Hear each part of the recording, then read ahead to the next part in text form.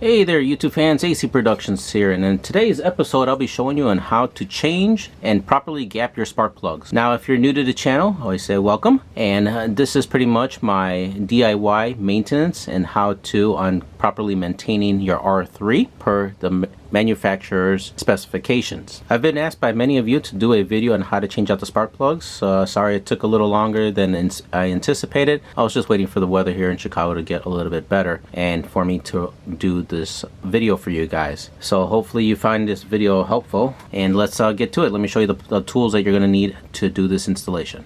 Okay, here are the tools that you're going to need only for removing the spark plugs. This is not including the tools that you're going to need to remove your gas tank, because you do need to remove your gas tank in order for you to get to the spark plug location. So right here we have the two NGK spark plugs. Part number for these spark plugs are 1275 CR8E.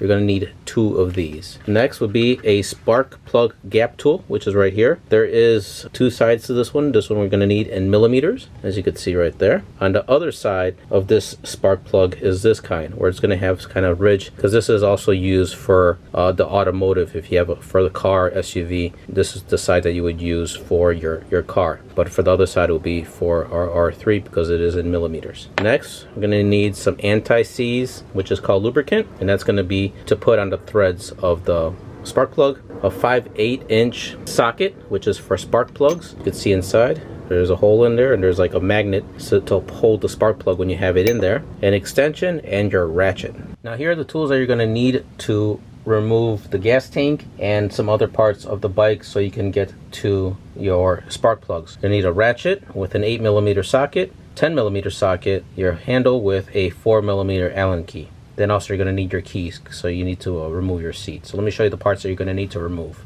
Now these are going to be the parts that you're going to need to remove. You're going to need to remove your back end seat, the cover that goes here in the middle, your rear seat, the cover for your gas tank, which is right here, and then you're going to need to remove your gas tank completely. Don't worry about removing any of these parts. These parts you do not have to remove. The reason I removed them is so you could have a better view of what I'm doing in the video, but it's not necessarily needed to do when you're changing your spark plugs. All you need to do is concentrate on the top where the gas tank is to remove your plugs. Almost forgot to mention, you're also going to need to remove your triangle piece that's right over here in this area. Sorry guys that this is not going to be an in depth review on how to remove all the pieces. I'm just going to be pinpointing on what parts you're going to need to remove. So after removing this area over here, you're going to have to get to these bolts right here, which is for your tank cover. And there's going to be two, one on this side and one on the other side. And then you're also going to have a center screw, which is going to be located right over here on the top. So those are maybe another 3 screws you have to remove. Okay, so next we're going to do is you're going to removing the tank once you get to this point. Now there's going to be 4 bolts at 10mm. Let me show you those bolts right now. So it's going to be these 2 bolts right here. So these 2, and that's going to be for the back. And then for the front, it's going to be these 2 right over here. So it'll be this bolt here and this bolt over here. So those are going to be the 4 bolts you're going to need to remove the gas tank completely from the bike. Okay, so at this point you want to be careful on removing your tank, not completely removing it, but putting it maybe on top of the air box. So make sure that it's kind of secure there, that it's not going to move anywhere, so that way you could have access to this areas where your spark plugs are going to be. So just be careful, be mindful, because you do have gas lines here that you definitely don't want to get disconnected or rip because the gas tank falls over or whatnot. So just be very careful at this department. Okay, so next I'm going to show you is how to remove your spark plugs out of your engine. Okay, so this is the location of where your spark plugs are at. Okay, now let me show you what you're going to need to do to remove these spark plugs. I'm going to zoom in a little bit, you guys, so you guys can see a little bit more in detail of what I'm doing here. So in order to remove the spark plugs, just grab onto this boot part and go ahead, twist it a little bit and pull it out. It might be a little bit rough to get it out, because if you've never removed them before, they can be pretty tight. So just go ahead, turn it, and then as you do it, there you go. As you can see, it's a very long boot that connects to your spark plug. So once you have one out, go ahead and do the same thing to the other one. Okay, once you have both spark plug wires out, you may want to check the inside of there to see if there's any corrosion on there, and as you can see, there is none. It's very clean there, and same thing on this one. If you notice any kind of corrosion or whatnot, it may be time to replace the spark plug wires. But on this one, they're in very good condition. All right, so you may want to check the line to make sure there's no fraying on the cable, that that the cable is in good condition. If you see any fraying or anything on that looks suspicious on your cabling, you may want to replace your spark plug cable. So on this one, I don't see anything going on with the cables on either or. Look pretty good to me. If you trace where your ignition, if you trace over where your spark plug cables go through, they go directly into the ignition coil, and you have two ignition coils, one on each side, and they're located right over here. One here and then one over there. It's a little block and it's held on by a bolt. Okay, so now let's go ahead and let's grab our extension socket. We got our extension, and we're also going to remove this. We don't need this, and we're going to attach our spark plug socket. Okay, so go ahead and now let's put it down into the spark plug hole, and we're going to go ahead and remove the spark plugs out of the engine.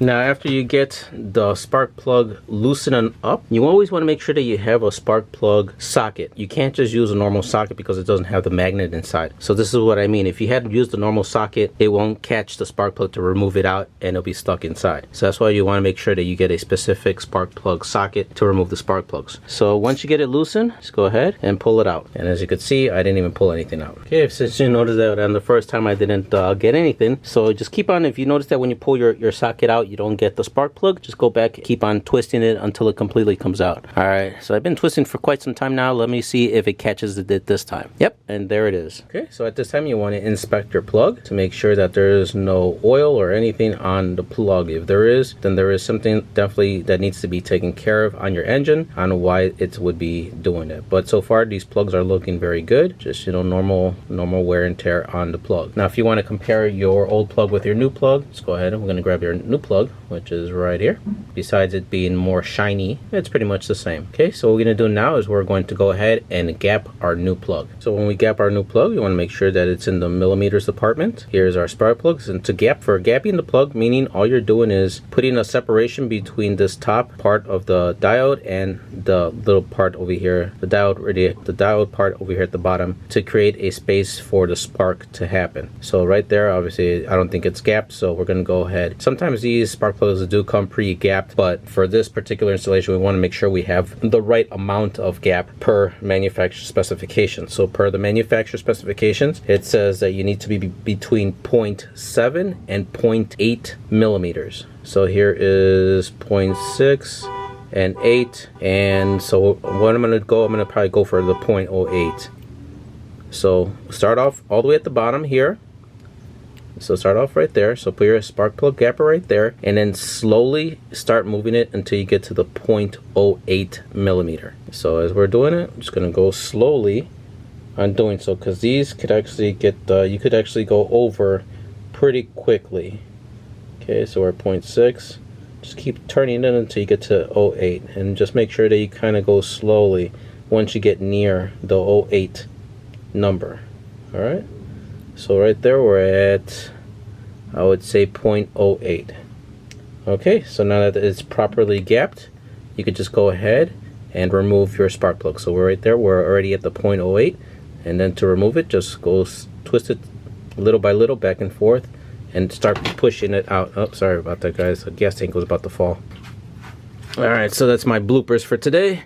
Just make sure that you're always mindful on your gas tank, especially if you did not remove it. So once you move it back and forth, just like so, going like this and going backwards. So once you do that, they're already properly gapped. Now let's go ahead and move on to the next spark plug. Okay, so next what we're going to do before we put the spark plug back into the engine, here's our spark plug. We want to grab some of this anti-seize lubricant. So what we're going to do is we're going to put some of that lubricant right on the threads, and this will prevent it from rusting in there if it ever happens to rust. And then also when it's time to replace and change your spark plugs again, it'll be a lot easier to remove, because there has been in some cases where a spark plug was seized inside the engine block, and then when you go to remove them, they can actually break. And if the spark plug breaks inside the engine block, good luck on really trying to remove that out of there. So this is definitely a precaution on preventing that from happening. So you don't need to put a big amount of glop on there. Make sure you just put a little bit on the threads. Go ahead and then just coat the threads with the lubricant. Make sure you don't get any of that stuff on the diode, so just be careful on that. Just go ahead and put a little bit here. Make sure you put it all around the threading of the spark plugs.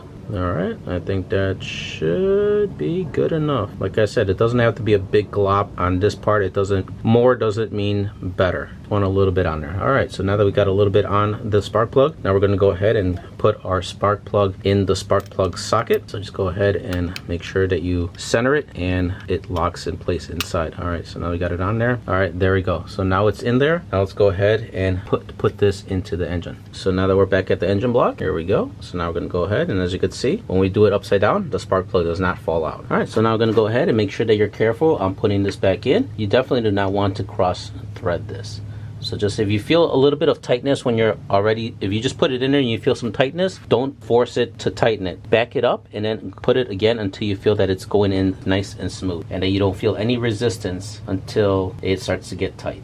So far it's feeling good. I don't feel any resistance or that I'm cross threading it. So just keep on finger tightening it until it gets tight enough where you're not able to turn it by hand. By then we're going to go ahead and use the wrench to tighten it the rest of the way. All right, so there, it bottomed out there. If you don't have a torque wrench, you can still use your regular wrench. Once you get it hand tightened, just turn it quarter of a turn and you're good to go. You don't need to over tighten these. So let's get our wrench. And also be careful with the tank, because you definitely don't want to have the tank fall like it did on that last part of that video when I was showing you on the gapping process. All right, so now hand tighten. Just go ahead and give it a little bit of a turn, and there you go. That's all you need. You don't need to go crazy on tightening them up.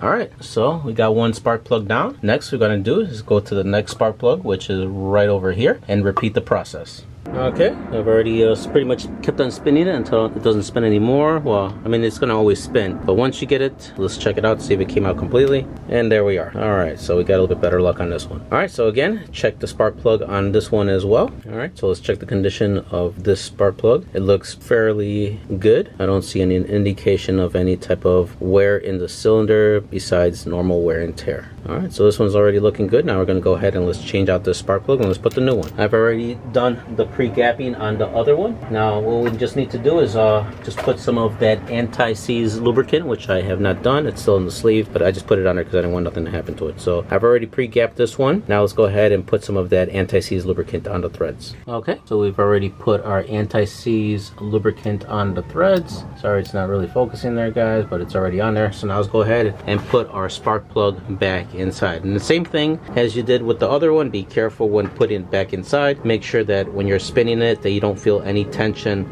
on the threads as you're spinning. And if you do, back it up, undo it, back it up, and then redo it again. You want to make sure it spins fairly smooth when doing it. And so keep on threading it by hand until you can't do it by hand anymore and it's already tight. All right, so there you go, it bottomed out. Now let's go ahead and grab our ratchet, and then we're going to give it a quarter of a turn, and that'll be it for that. All right, that's about it, really. Okay, so now those are already done. Now we're gonna go ahead and we're gonna put our spark plug boot back on. So let's go ahead and slide that in there. So just go ahead and just give it a little bit of a, kind of a turn to wiggle it back in until you hear it kind of snap in there. All right, let's put that cable there. All right, I think that's already head bottom out there. And then you want to do the same thing with this cable over here. Grab your spark plug boot, put it inside the cylinder, the hole in there. Make sure your cable's behind that, and then slide it until you hear the little snaps. All right, I think it's properly seated there. I think one more snap came about that. Cables are nice and secure there. All right, so everything's already nicely seated there. Okay, so now we're pretty much done with installing the new spark plugs. Now next we're gonna do is we're gonna go ahead and we're gonna install our tank back onto the bike. So also at this point, you may wanna make sure you check your tank lines here and make sure that there is nothing going on with the cables or the hoses. Make sure there's no fraying or anything on the cables. So far everything is looking good. I don't see any indications for problems. If you do happen to see an indication for problems, you want to make sure that you replace that hose, but that'll be for another video. Okay, so everything's looking good. Now we're going to go ahead and we're going to carefully put our tank back in its place. So just go ahead, lift it up carefully. Once you put it and set it onto the brackets again, make sure you got everything and it's all lining up well. There we go. Okay, so once you have it on there, don't put the bolts yet. We're gonna go ahead and we're gonna look over here and make sure that the cables are not pinched or anything in its way. So let's go ahead and check that now. Okay, so now that we're at this level, we just wanna make sure that all the cables are not being pinched or anything. So everything's looking good so far. I don't see any cables being pinched over here, and everything looks to be good. Once you notice that everything is looking good down here, then you can go ahead and we can start putting our bolts back on the fuel tank. All right, so now I could go ahead and we could put our bolts back in, and the 4 bolts would be the 2 over here and then the 2 over here in the front. Okay, so now that you already put the gas tank back on and it's already secured by all 4 bolts, next is you're going to put the gas cover back on, and then you're going to put your seat back on, your centerpiece, your back seat on, and the triangle piece that goes here. Okay, after you put everything back together, now you want to go ahead and start the bike to make sure everything is working properly. Turn the key, make sure it's in neutral if you have it on the side stand, and let's check it out.